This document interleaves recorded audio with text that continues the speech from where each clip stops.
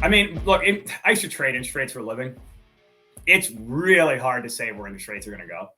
I mean, really, because you can make a judgment call on where rates are going to go with all the information that's available today. But tomorrow, something may happen on the other side of the world that completely changes the picture. Right. Like Russia, Ukraine. You know what I mean? Like, interest rates are global products. Welcome to the Uncensored Real Estate Podcast, where nothing is off limits. If you're interested in buying, selling, or investing in real estate, and you want to learn some of the insider secrets and uncensored truths from the true professionals in and around real estate, you've come to the right place. Now, let's buckle up for the uncensored truth about real estate and join your host, Brian Cardenas. All right, everybody, welcome to the next episode of the Uncensored Real Estate Podcast, where nothing is off limits. Appreciate you joining us today. And if you are catching us on YouTube, would love it if you would subscribe and hit that notification bell so that you get notified when we drop another episode. And if you're checking us out on your favorite podcast platform, we would love it and appreciate it if you would give us a 5-star rating, and please share out the episode to anybody that you know that you think would benefit from all the great information that we are sharing. And today, wanted to welcome our special guest, Jake Clopton. He is the president of Clopton Capital. Jake, thanks for joining us today. Thanks for having me on. Appreciate it. Where are you? What part of the world are you in? Chicago. Chicagoland. Yeah. Awesome. It's actually nicer today. So, yeah, that's great. You guys have had kind of an up and down weather streak lately. I know I've got some friends up in Wisconsin that were buried in snow and then all of a sudden 70. If you mean up and down weather streaks since Chicago was founded, yes, absolutely. That's like our thing. That's 80 one day and then 30 the next. Yeah. Always fun. It's easy to plan ahead that way. Oh, yeah. Everything. Yeah. Well, do me a favor. So our listeners know a little bit about you. Give us some of your background, kind of, where did you come from? How did you end up where you're at today? Where did I come from? Okay. A little bit of a journey. I grew up in upstate New York. Went to school in Buffalo. I have an economics degree. I randomly moved to Buenos Aires for 2 years after college, and then came back to the U.S., went to Chicago to trade futures. Chicago's like the trading capital of the world. Sure. I traded interbank hedging product futures, like 3-month LIBOR and Fed funds and treasuries, stuff like that, until 2009. And we all know what happened then. And that market kind of just disappeared. Yeah, chaos. At the time, it was a credit crisis. My company, which was formed at that time, which, we still operate today, is built around finding people money and liquidity and credit and all that stuff. So you kind of see how my idea generated at the time, because it was a credit crisis and that's what was difficult. And 15 years later, still in Chicago, man. We're running the mortgage brokerage for both debt and joint venture equity. And we also have a couple other service lines where we do commercial property insurance, and then also like fractional CFO and financial modeling and all that stuff. It's all geared towards real estate, right? So we kind of look at ourselves more as like a full, like, outsourced finance department for real estate operators. Now, you glossed over one kind of interesting topic: randomly moved to Buenos Aires. Tell us a little bit about that. That's got an even more story. So when I graduated school, I was originally an officer candidate school to go to the Marine Corps and fly jets. And when I graduated, they said that there was going to be a 3-year wait list to even go to flight school. And that during the meantime, I would just have to do recruiting. And I was like, well, screw that. Sounds fun. I'm not doing that. So I just literally within a day, just sold my stuff and decided to move there with no plan whatsoever and stayed for 2 years. So yeah, it was awesome. Loved it. That's cool. And sometimes, doing that where you basically just cut off everything and you jump with both feet and you have no backup plan. That's really what it takes sometimes, whether it's, moving to a foreign country or starting a business, to give you that, like, I'm burning the boats, I'm taking the land and burning the boats. I've got no other option. I'm going to make it work. Right. Yeah. I mean, if you go into something with an escape plan already schemed and hatched, right? Like, odds are you're probably going to use it. You're always going to have that in the back of your mind. And, doing anything, right? Like starting a business, there's an inflection point where it gets really difficult. And that's where most people quit, right? And it's usually once you screwed up to the maximum amount, right? And over and over and over. But it's right at that point where you learn how to do it correctly, right? And a lot of people don't get over that hump. But because that's the thing, like a lot of people have that escape plan ready, and they're like, oh man, it's just not working. But right when it feels like it's not working the most is usually when it's about to start working. So. Yeah. And that's something that I think is important for people to hear and to take away a lot of times, because if you're going to start something new and you're going to try something difficult, like you're going to fail. Like plan on it. It's part of it. It's a learning process. Take those experiences, learn from them, and then keep pushing forward, because you don't fail if you don't quit. Like you're just learning every step of the way. Exactly. And you got to look at those, I guess, failures, right, as assets, right? Because you're not really failing. You're just figuring out what not to do. Yeah. And, you keep doing stuff, and you have, 100 different ways not to do it, right? I mean, eventually you're going to get boxed into the right way to get there. Yeah. Well, and that must have been like an extremely helpful mindset to have coming out of 2008, with everything that happened. And then all of a sudden, all right, let me go start a new business. What was your mindset at that point? Yeah. I kind of looked at it a little differently. Look, there's like a saying, right? Don't miss out on a good crisis. And candidly, like at times like that, when it's really difficult, it's usually the best time to like get started and enter into a new industry, right? Because it's becoming less competitive. Other people are leaving. The people that are still in there are usually more likely and more open to talking to new people. And it's like a good time to get a foothold, right? Mm-hmm. Like, for instance, I have some friends that started bars during COVID, and now they're crushing it, right? But they got great deals during the time. They got spaces they otherwise wouldn't have. And, a lot of times having that counterintuitive kind of mindset is really how you profit the most. Because look, if you're trying to get into something when it's at its peak and it's hyper competitive, and you know what I mean, that's going to be pretty difficult to get into. Yeah. And that's like a perfect example of what people should be, the mindset should people have right now when it comes to real estate, whether it's commercial or residential. We hear all these, people fear mongering out there, like, oh my God, there's going to be a crash. There's going to be a recession. It's a terrible time to buy a house, terrible time to buy, an apartment complex. Like, how would you answer that, other than the fact that, you have to take advantage of some things when it's down in order to really see the gains in the long run? Right. I mean, it's just like anything else, right? I mean, it's just like buying a stock. How do you make money buying stocks, right? Not when it's at its peak. You buy it when it's low, and when it's low for a reason, right? And usually it's because somebody's beating it up or something like that. And you go in and you see something somebody doesn't, right? So it's the same thing with real estate. I mean, back in 2019, right? Everything was crazy expensive and super high basis and all this stuff. But then, the people that, held out and then bought during COVID, or, kind of now when property values are going to come down, they're buying low and they're going to ride the wave upward. So that, you definitely have to think about it that way, right? I mean, don't enter the market when it's at its absolute height, because, probably the next turn is lower. Yeah. And a lot of people got into that mindset, when interest rates were really low during COVID, there was just there's the FOMO frenzy, I got to get in. And, now it's sort of peaked last year. It's come down. Some markets, starting to come back up. How can you kind of tell us what's going on in the commercial side of things? Like, how is the real estate market? What is the projections for the commercial market? Yeah, I mean, commercial's got a lot of different, corners to it. But like just apartments in general, a lot of people, I think there's different schools of thought, right? There's a lot of people that just kind of look at the math problem between like cost of capital and, return on investment through apartments.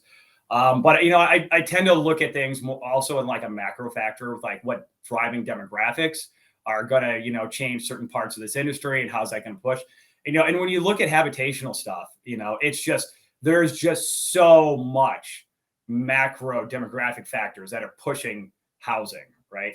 And yes, I mean, certainly, debt's gotten more expensive, but I tend not to look like real estate investments aren't usually like 1 or 2 year investments. They're much longer term. And Right. like over the long run, I mean, I think, anything residential just has a long way to run. The other part of, what's going on, with rates going up is that, there is a housing shortage, right? And with rates going up like this, really what it's done is slow down future deliveries, right? So construction has just, basically come to a halt for a lot of places. And, I think that is going to cause, even more of a problem a few years down the road. Especially, if, let's say, the labor market takes off again and we get, more demographic push and, inflation keeps picking up and, just rents and everything get more expensive. You could really see a pretty good leg upward with anything residential. And I'm also, kind of keeping that counterintuitive mindset. I know a lot of people chase like Sunbelt states and stuff like that, but we've had a lot of pullback in deliveries in areas like Chicago, for instance. And I mean, I know a lot of people, see headline risk in northern areas, and say like, oh my God, Chicago's staying away from there. But, just because of that and the lower deliveries, there's a lot of forces pushing, that type of product, in value upward, and rents are still growing. And so, I think, all things being equal with higher rates will come down, but, that part of the market has a long way to run. When you look at other parts, of commercial, right? I mean, each area has its own, challenges. I mean, the biggest one right now is office. Again, macro factors at work. The two big things that have really driven a lot of, the office problems. One, obviously work from home and COVID. And two, that there's a dislocation in the labor market, right? In the hiring process, where there was 2 job openings for every unemployed person. So what did that really do, right? It put the power in the person of, and the power of the hiring process in the employee instead of the employers. Right. They could really dictate what they wanted to do. Like businesses need workers. And if you have somebody you need and they're just demanding to work from home, what can you do? I think the Fed is really trying to cure that dislocation by raising rates because they flat out said, like, we want to bring in the labor market. So I think it remains to be seen what happens there as that power of the hiring process goes back to the employers and them wanting to bring people back. So I think there is a case to be made for, certain office product to do really well. But then other parts of that market, like B and C class suburban office, are probably, they probably need to be made into something else. So two good examples of like large macro forces at play in certain areas of the market. You want to buy a house, but high interest rates have got you down? Take the rate challenge and send us a verifiable loan estimate from another lender, and we'll beat it and pay for your appraisal up to $600. Here at Give Mortgage, being powered by UMortgage allows us to provide you with unmatched speed and efficiency and the best rates and fees in the market, all while delivering you the concierge level service you deserve. We want you to have an experience getting a mortgage that you'll never forget, and not because you got put through a meat grinder to get it. At Give Mortgage, we give great advice, we give the best rates, and we give back to charity. Visit us at www.give-mortgage.com or call us at 480-331-4684 to schedule a free consultation to see how we can help. Yeah, and I think that's important for a lot of people to consider is, what are those big picture forces that are at work in whatever you're maybe looking at in terms of an investment opportunity, because people get really focused on interest rate and the value, but they're not seeing the bigger picture sometimes. And, right. The lack of supply is a huge problem across residential, probably not so much like you said in office space, but that lack of supply is one of the biggest forces I think that gets ignored if you're looking at news and headlines and not digging into this stuff deeply. I mean, builders are not able to keep up with the pace of demand, are they? No, and because the cost of capital's gone up so much, a lot of stuff doesn't even make sense to build right now. Right? Yeah. And you're not talking about stuff that's going to come online a month from now. I mean, really what you're doing is, you're doing away with new product 18 months from now, right? Because that's when it would be completed. Right. So, this stuff takes time to really filter through the system. But I think, in 2 years, we're once again, and probably to a higher degree, going to be talking about what a housing shortage there is, right? In both, not only single family homes, but also just in rentals and apartments. The other, one of the other factors is a good example is, as buying single family homes becomes more expensive, you get more users, right? The would-be home buyers got to push back into the rental market, right? Because they can't afford to buy homes. And, again, there's less new home deliveries. So all this stuff kind of works to push rental prices higher and higher. And that's kind of where I see it going. Even if they do plateau or come down a little bit over the next year or 2 years, I think ultimately, the path is upward. Yeah. And so, we're talking about these things as an investment opportunity, and how do you analyze it? But I think a lot of people that might be listening or watching, don't even think that that's something that I can even consider. Can you kind of like step back for a minute and talk about how somebody that, doesn't have tons of money, who can't even conceive of the concept of buying an apartment building, whether it's 8 units or 80 units, like, is apartment investing something that people can get into, and how? Yeah, absolutely. Right. And then, I guess there's 2 ways to do it, right? To get involved if you can't do the entire down payment. If you want to be the operator yourself, right, and be, I guess, the sponsor, you can go and raise friends and family money and syndicate out all the rest of the equity that you need. Right. So let's say you come in with 10% of the equity and then you raise the other 90% from friends and family, stuff like that. I mean, there's a great example. Or the reverse is if you want it to be more of just a hands-off investment for you, do the opposite of that. Come in as, one of the limited partners, right? One of the raised equity guys, and let somebody else operate it for you. So, I mean, that's the syndication model. Just keep in mind when you're doing that, definitely do a lot of homework around, if you're not the guy running the property, that who it is and they've got a great track record and, all this stuff. But that's a great way to get involved, right? Just kind of like a pool of investors into a deal. And then you can access a deal that's as big as you want, right? I mean, you can, with a $200,000, technically you would access a deal that's, $200 million cap stack. So, I mean, that's how you would do it. Yeah, I think most people don't understand that that's a possibility for them because, it just seems like a foreign concept and something that they can't even participate in. And talk about maybe some of the ways that people can access some of that capital that they probably aren't thinking about to be able to put into a passive investment, whether it's, retirement, equity in their properties, things like that. Yeah, I mean, if you have money in like an IRA or something like that, I mean, that can be invested in anything really. Which can go right into a real estate investment.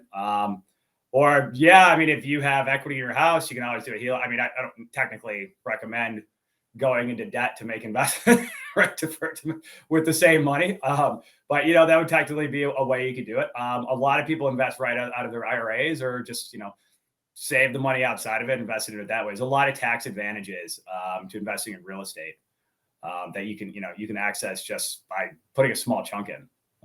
Yeah, and it doesn't have to be, hundreds of thousands of dollars. There's investments out there that you can get into for $50,000, $100,000. Every deal is a little bit different. There's not a standard set of rules that is every deal follows, right? Right. I mean, it's completely up to whoever the syndicator is, and whoever the operator is, and the guy that's raising the money. So, I mean, some of them, have certain like floors in the amounts, but I mean, technically, you could put together a group of 3 guys, and you guys go in and like a 10-unit apartment building together, right? There's no rule, right? I mean, if you're not finding it, you can go make it, right? You can go make up the scenario you want. So it's either, if you're not finding the right, scenarios to invest in, go in and create one yourself, and raise the money yourself and buy the property, with the pool of investors that you put together. So I mean, there's no rule, and there's no one size fits all for all this stuff. And I've over 15 years of doing what I'm doing, man. I mean, I would say 50% of the deals I see are syndicated equity deals, and they're all different. Yeah, that's the crazy thing that I think I know I didn't know before I started learning about this is that, it seems to be a lot less structure and regulation of how that industry works than a regular a residential single family home. Like there's a much more defined process involved in just an individual buying a house for themselves to live in than there is to go out and purchase an apartment complex. It's a little bit counterintuitive, I guess is the best way I would put it, in terms of the process, because you go out and you do a letter of intent and you don't even necessarily have all your ducks in a row just yet. Whereas Right. on the single family side of it, like you got to get your financing lined up. You've got to have an approval letter before you go out and make an offer on a house. Yeah, I mean, it's really two different industries, right? Yeah. I mean, just at the basic level, one's consumer and one's business, right? And so many rules, regulations, red tape around, consumer or anything. But then once you get on the business side, I mean, it's kind of up to you, right? I mean, there are once you get into like the real estate security space, and that's one thing you got to be careful with when raising equity. There becomes a lot more regulation, right? Because that's technically overseen by the SEC.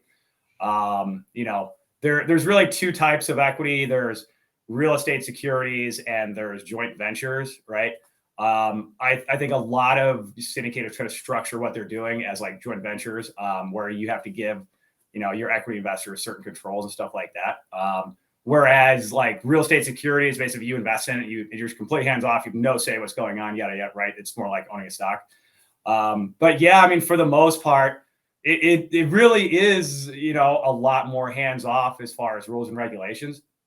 And that's great. It allows more efficiency. But at the same time, you've got to be really careful about who you're dealing with and what type of syndications you're getting invested into, right? Yeah. Because that's just the thing. There's really nobody overseeing who you're investing with. It's not like giving your money to some guy at Merrill Lynch and he's going to get a stock portfolio for you and it's just going to work out, right? So you got to do a lot of your own due diligence because candidly on that side, nobody's looking out for you. You got to look out for yourself. Yeah. And the easy way for people to understand that is, you're getting into a different level of investing where experience and knowledge are key. And if you're going to invest in that, the government and the regulatory agencies basically sort of assume that you know what you're getting yourself into. Yeah. At a certain level, you're supposed to be an accredited investor, right? Sure. And that's basically means you're sophisticated enough to do your own diligence. And that's pretty much it. Yeah. Yeah. And then the residential side of things, single family homes, things, they protect you because they assume you don't know what the hell you're doing. Right. Now let's make a distinction here, because single family homes as residential investments have exploded, right? So just because it's a single family home doesn't mean you're technically, you're still going to have all those regulations. It has to be an owner occupied single family home. You're going to get all that, all that regulation. We do a lot of investment properties, which are just pools of rental homes, right? And those are single families, but again, it's more the business aspect in that unregulated area versus like the consumer side, where it's just some guy buying it to live in it. Yeah. So if somebody's listening to this and they're thinking, well, I'm kind of interested in learning more about this, but one of the things you brought up is doing that due diligence into the operators. What is the best way for somebody to go about kind of digging into that to learn who this syndicator is, who the operator is, and are they a good person to invest with? Yeah, the bet it's never going to be that easy. But the best way is really to look at their track record, right? And to fact check the track record, right? How long have they been doing it? How many deals have they done? What were those deals? Did their assumptions work out the same way that they thought they would, right? So when somebody puts together a syndication, they have a prospectus, right? And say like, hey, here's what we're going to do. Here's the returns we're expecting, this, that, and the other. And really one of the ways, so since we arrange joint venture equity from like family offices and, other like small to middle market funds, one of the biggest ways, the investment kind of test is like just exactly what I'm describing, like how did their prior deals work out versus what they thought it was going to. And that's a great, I mean, it's not going to give you an exact idea of what's going to happen in the future, but it's a great way of actually at least seeing like, hey, these guys know what they're doing in the past. Another thing to be careful of is a lot of syndicators tend to, step up very, very quickly.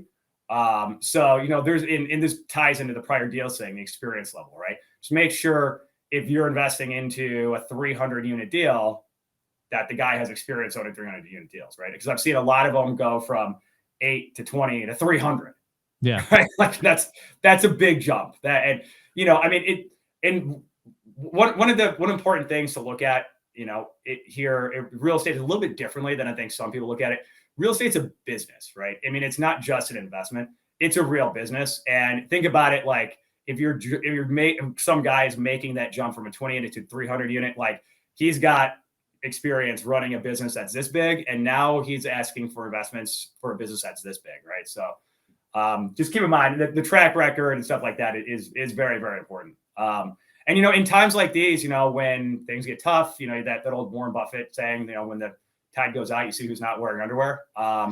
You know, a lot of now is when we'll come out, like, you know, a lot of those, you know, syndicators and different like investment pools where things were not put together, you know, very well, or, you know, there's been a lot of Ponzi schemes that have, you know, kind of exploded in times like this. So you got to be careful because that stuff is out there. Yeah, and changing market conditions is a big factor because, you know, there's a good set of assumptions that are made when that prospectus is put together. And, you know, even some of the smartest banks in the world, you know, had assumptions of where interest rates were going to be. And then all of a sudden interest rates go up and they haven't properly planned for that risk. And that's one of the things that you've got to assess in the business model that is put together in that prospectus, right? Right, exactly. I mean, look, I used to trade interest rates for a living.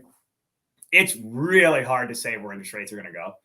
I mean, really, because you can make a judgment call on where rates are going to go with all the information that's available today. But tomorrow, something may happen on the other side of the world that completely changes the picture. Right? Like Russia, Ukraine. You know what I mean? Like interest rates are global products. You know, that's why, you know, I say this a lot. But like a lot of people ask me, like, because of my background, like, hey, where are rates going, all this stuff. And I'm like, well, they're either going to be higher, lower, or the same. You know, you got to make your decision based on like, what are your risks in this deal? Make sure you're not caught off guard because they could be a lot higher. You know, I mean, there's nothing stopping it. It could be a lot, you know, could be a lot higher. They could be a lot lower, but you know, just make sure, you know, and no matter what scenario it is, you're not going to get blown out of the water, right? And that's kind of what happened to a lot of these deals that were originated, you know, when rates were a lot lower, right? They were super high leverage deals, and you know, the basis of real estate was so high that you know you needed super high leverage to work out, just to get enough return to like attract investors, and everything was pro forma to, you know, super low cap rates with no expansion and super low interest rates that were going to go up. And now a lot of those deals, you know, are starting to come due on bridge loans, and they're kind of stuck. And this is one of the pitfalls of the syndication model, right? What do you do when you can't pay off the debt at the same level where you originated? I mean, it's got to come from somewhere, right? And, you know, the syndicators who raise money typically don't have a lot of deep pockets to come into it themselves. So they do one of a couple of things. They go back to their investors. They have a capital call, say, hey, guys, we need, you know, you guys to come in with more, or they have to raise more equity and dilute you out, right?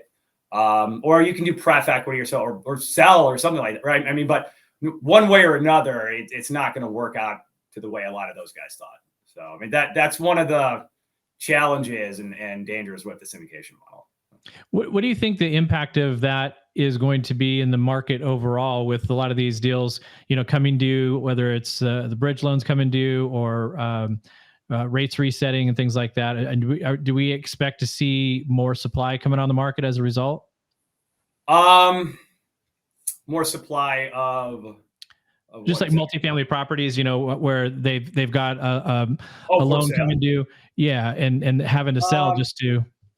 Yeah, I think what'll happen is, listen, if you're a syndicator, you know, one thing you don't want to technically do is, you know, sell and have a loss or something like that, right? So I think a lot of what they'll do is try to just kind of hold on and, you know, hold out for better returns in one way or another, right? And that's either raise more money, or what I think is the biggest value proposition is probably doing a gap filler like pref equity. And preferred equity is more like a debt product, right? It just has a certain coupon attached to it, and pay down the loan with that. But what that does is it kind of, since it's more of a debt product, it like preserves the upside, right, for the equity. So yeah, they're giving away cash flow during the term of the investment, but they're still preserving their upside. So I think that is a lot of what's going to happen. And you know, since we're an intermediary that raises, you know, debt and equity for commercial real estate, that's kind of panning out. We're getting tons of requests for preferred equity, right? To either like reset the basis in these loans or in conjunction with new loans. So I think that's one of the better value proposition. And really, it's kind of like a bridge that, gives them 3 years to either let the other underlying economics of rents continue to like pick back up. And, again, interest rate forecasting here, but, the slope of the yield curve is pretty inverted. So I think with all the available information today, you can kind of make that judgment call that rates are going to come back down. So let's say 3 to 4 years out, you can then once again exit at where you thought you could. And, for these syndicators, what they're hoping is that, the returns of the deal work out similar to what they had originally planned. And then they can say, hey, still a good deal. It's still a good, prospectus for us. It was challenging, but we figured it out. Do you see in your experience that most syndicators, for example, really put a high priority on making sure that they're getting close to hitting their returns and for sure trying not to lose anything on their investors' capital contributions? Yeah, I mean, it all goes down to that track record, right?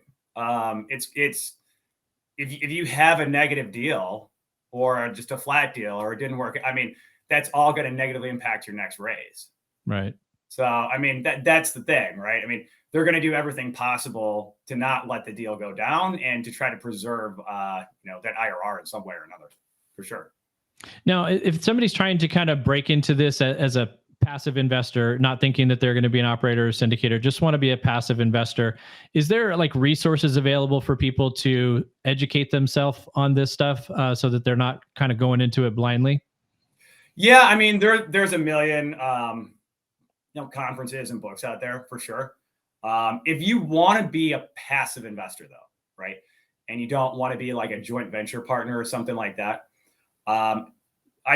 technically your equity should be raised through a broker dealer, right, to a degree, or the Reg D offering or something like that, because a passive equity investment like that is technically a real estate security.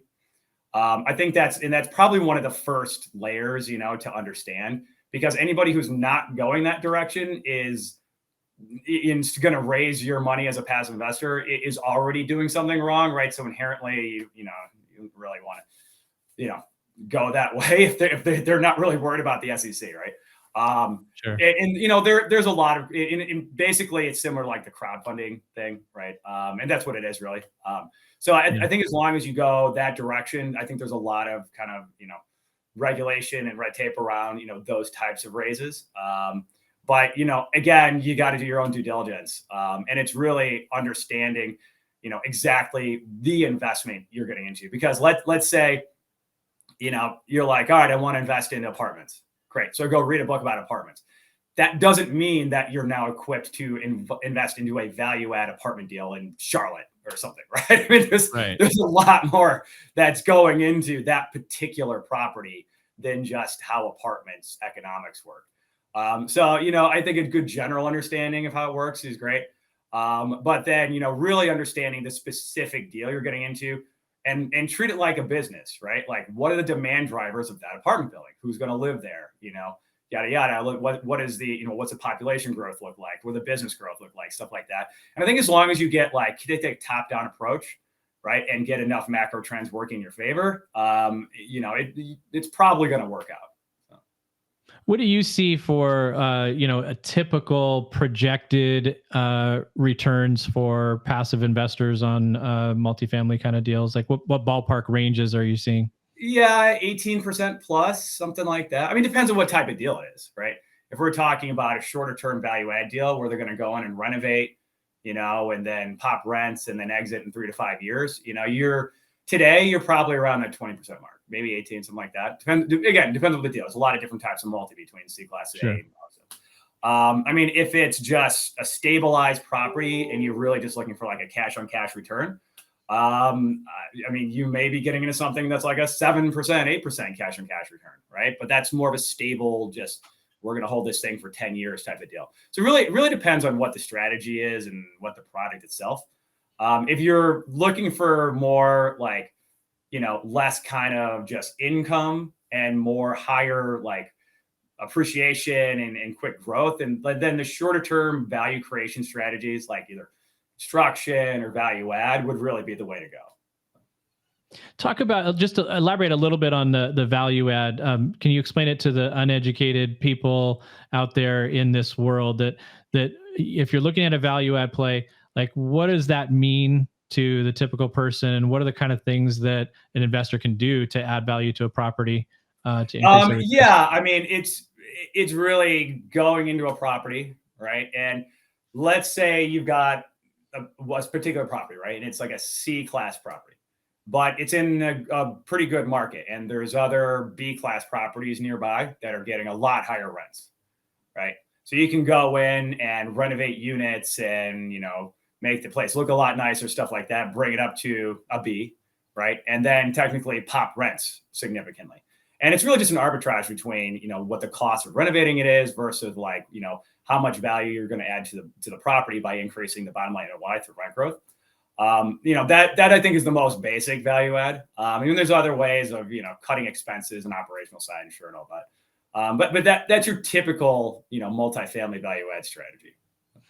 Yeah. And that's the kind of thing that I think if somebody's considering it as an investment is, like you said, looking at the track record of the operator and then looking at what is that business plan to see what they're going to do and see how much value they're going to increase the property with. Because I think if somebody's just strictly been in the residential, single family primary residence, or maybe, single tenant rental, or even Airbnb, looking at a multifamily property, they may not understand that the value of the property is in direct relation to the income that property creates. And Absolutely. So when you increase the income or decrease the expenses, you're increasing the value of the property, not regardless of what's happening in the market, but you may be able to still increase the value of the property, even if things are sort of flat in general real estate. Right. I mean, there's two ways to increase value, right? I mean, it's increase the income or lower the expenses. And it's all about just the bottom line NOI. I mean, to a degree, you're still, when you underwrite it and the way it appraises, you're going to have certain expense loads and all this stuff that they're going to drill back into. But, I mean, that's how you do it. And the value add typically will hit both sides of those. But depending on the deal, right, there's, it may be more heavily weighted towards maybe some particular deal is just operated really inefficiently, but the rents are at market, or the rents are really below market, but it's operated well. I mean, there's every deal is a little different. So and every one of them is going to attack either one or both of those sides. And there's a lot of those out there too that people just don't realize that are there. Like when you analyze a deal, like you'll see opportunities where things are just being run inefficiently. Like, you might need to renovate and properties you wouldn't think too, like a $50 million property that like just some guy owns that like he just doesn't pay attention to. Yeah, it's crazy. I know. And some of those, like the really big ones that, really expensive, like they're not monitoring it close enough, because they're not looking at every dollar. Like it doesn't make a big difference to them. And so they just kind of let it ride. Oh yeah. I can't tell you how many times I've, seen some, $40, $50 million property that isn't operated well. And I'm like, well, why not? And they're like, well, the guy just said he doesn't have enough time to pay attention to it. Okay. Yeah. Good problems to have. Okay. All right. That's just a rounding error for him then. Okay. Yeah. So if there's one thing that you might tell people or share with people, like what is something in this space that you feel like people just don't understand that they would really benefit by getting a little better grasp of? I think kind of what I said, going back to what I said a little bit earlier about how real estate's a business and it's not just an investment, is really a concept that a lot of people, coming into this space, don't really learn right away, right? Because even if you go buy books and take classes and this and that, what are all of them called, right? Real estate investing. I mean, you're sold that it's an investment from day one. Right. But you're looking at it less as just an investment, because like in our minds, you start to think like, all right, great, it's going to buy this thing and it's going to do its thing for me. Like, no, there's a whole operational aspect around this, right? And you're really going into it and make sure that you understand the operating side and all this, because look, that's the number one way to make sure that your real estate is not going to work out, right? Is getting into it thinking it's just going to take care of itself. And then, you have a tenant that falls asleep with a cigarette in their mouth and burns their unit to pieces. And then you start to understand that real estate is a business and not an investment. I've had that happen twice, by the way. So, wow. Yeah, I think that's a great point because, I think most people's frame of reference with real estate is I live in a house, I buy this house, I stay in it for 5 years, 10 years, the value goes up, I make money in real estate.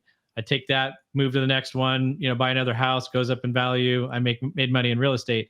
And that's just not how it works. Like it is truly a business. And when you're quote unquote, like you're saying, investing in this piece of real estate, you're buying a business more than anything. You're buying a business. Like you talk about, if you have someone who owns a property and is not paying attention to it because they've got more money than they need, that business is being run inefficiently. Like if you're looking at buying into a piece of commercial real estate, you really have to look at that as a business. I think that's a great piece of advice.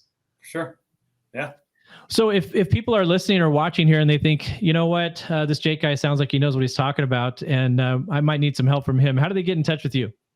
Visit our website, cloptoncapital.com. Give us a shout. Hit me up on LinkedIn. I'm exceptionally easy to find pretty much anywhere. So I'm always around. Not hiding from anybody, right? No. Definitely not. If anything, I'm trying to get in front of more people. So. There you go. Well, Jake, I appreciate you jumping on today. Absolutely. Appreciate you having me. Yeah, I think this is a really good educational time that we spent here, and I appreciate you doing this for us. And all of you that are watching and listening, thanks for joining us again here. And please, again, make sure that you subscribe and hit that notification bell on YouTube. And take a listen next week. We'll have another episode of the Uncensored Real Estate Podcast dropping next week. Have a great day. Thanks for joining us, and please remember to go and subscribe, like, share, all that cool stuff to help us grow, and come back to listen to our next episode. Until then, go out and live life uncensored. Thanks for listening to the Uncensored Real Estate Podcast. Don't forget to help us out and subscribe. Follow and give us a 5-star rating on your favorite podcast platform. And check us out on YouTube for the full video podcast. If you want more information on any of the topics discussed on today's episode, email us at uncensoredrealestatepodcast@gmail.com or give the Cardenas Mortgage team a call at 480-331-4684.